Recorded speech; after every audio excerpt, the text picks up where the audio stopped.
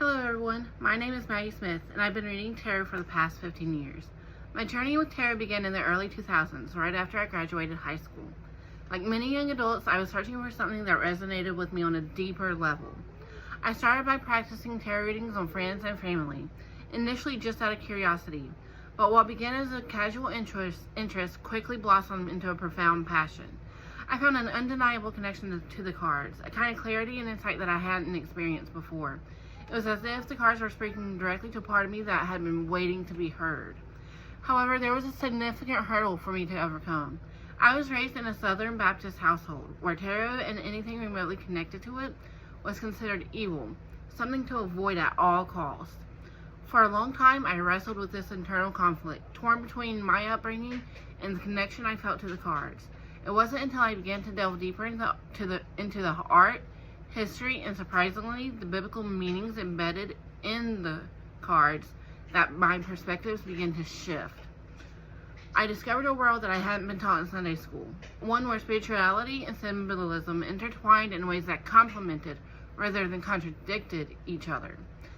The exploration opened my eyes and my heart, leading me to see tarot and Christianity not as opposing forces, but as a practice that could beautifully coexist and even enrich one another.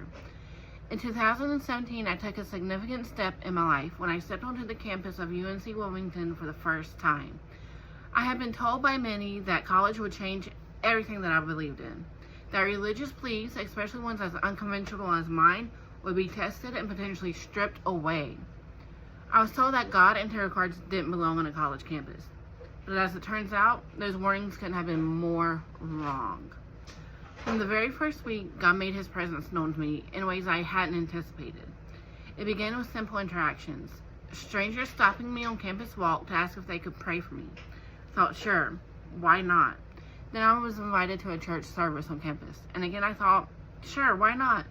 Little did I know that this service would be a turning point in my spiritual journey I could never have imagined. During that first night at the service, the pastor called for volunteers. Feeling a strange pull, I stepped forward. As the pastor began to pray, asking the Holy Spirit to give us messages for others in the congregation, something extraordinary happened. Suddenly, I started seeing images, almost like that 90s Windows clip art that would spin and was animated and pixelated. Began popping in my mind. I could hear people crying out in pain, hear what they were crying about, and I received messages meant for them. Complete strangers that I had never met before. I delivered those messages with clarity and concisely, just as I had done with my tarot reading.